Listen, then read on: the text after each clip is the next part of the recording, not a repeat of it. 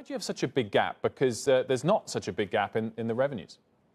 Yeah, obviously in the UK, with the promotion relegation system, that comes with it a little bit of risk. And so as there is the relegation piece of it, and so the more you can show you could stay sustainably competitive within the Premier League, the better your valuation and the more you can matriculate up the table.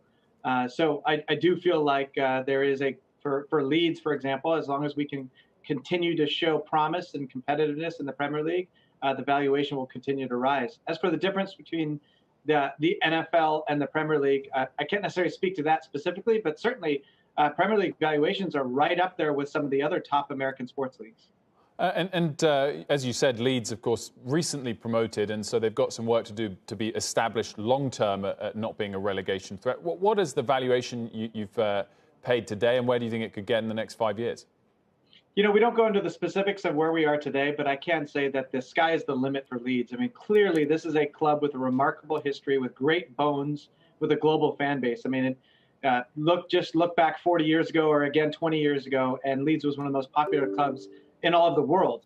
And that fan base is almost there's a dormant amount of kinetic energy there, ready to explode. And we've already shown that we belong.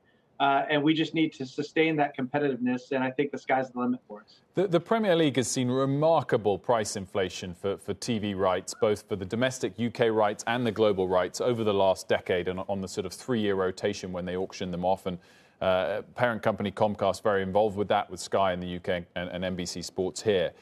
Can that inflation continue, or has the rise been too severe? And do you see the streamers, the likes of Amazon, who started to get a taste of Premier League action recently, stepping up in a big way?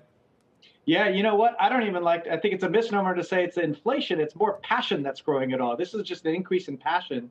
And I think you had a previous guest just a few minutes ago talk about how consumer confidence is going to come back months after vaccine. And I think professional sports are going to come roaring back.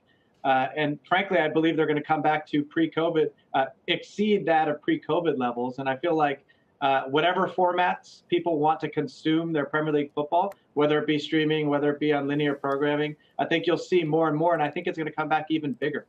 Who's going to win next, the 49ers Super Bowl or Leeds United the Premier League title? Hopefully both competing at the highest levels. The name of the game is being in the position to have a chance to win. So I think as long as you're competing at that top level, then anything can happen, and we have a good chance. Shepard Smith here. Thanks for watching CNBC on YouTube.